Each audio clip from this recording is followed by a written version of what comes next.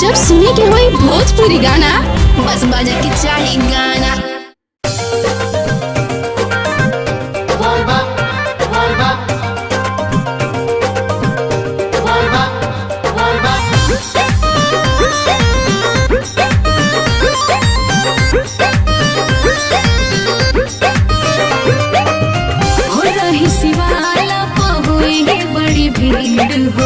कैसे तू चिन्हवा लागल फिकीर हो हो रही शिवाला पहुई बड़ी भीड़ हो कैसे तू चिन्हवा लागल फिकीर हो। हर गेरुआ कलर लिखल बोले बम पर जवन दिल बन के अच्छा जल ढारी कर जान उहे वाला साड़ी पहिन के जल ढारी कर जान उहे वाला साड़ी पहिन के।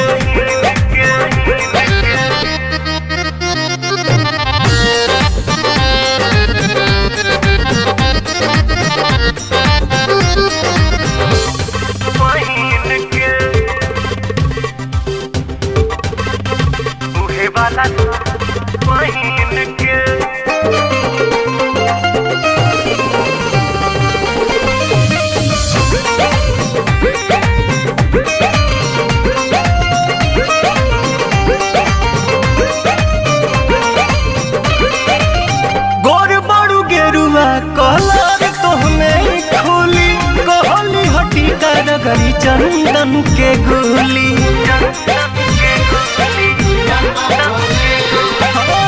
गोर बड़ू गेरुआ कलर तोहने खुली कहली हटी करगरी चंदन के गुली। सावन महीना जब से चढ़ गइल बा भक्तिया भाव दिल में भर गइल बा। मंदिर के फेरी तू लगई है बच बेरी अपना नमुरी पगिन के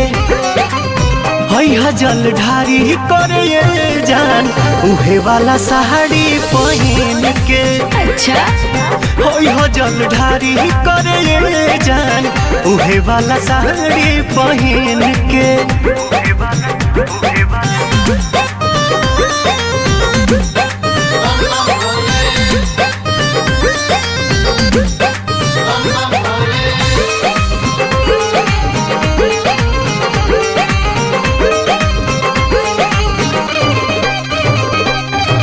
साचो कहीं लगता रुआ तना सुनर हो भोला कोरस केहू के लागे ना नजर हो। साचो कहीं लगता रुआ तना सुनर हो बाबा कोरस केहू के लागे ना नजर हो। तोहरे ला भूखल माने सावली सुमारी खुश भगवान मन अरुणा बिहारी पाके आशीर्वाद रखी शिव जी के याद ना भूल शुभ दिन के। जल ढारी करे जान उहे वाला साड़ी पहिन के। ठीक बा जी जल ढारी करे जान उहे वाला साड़ी पहिन के।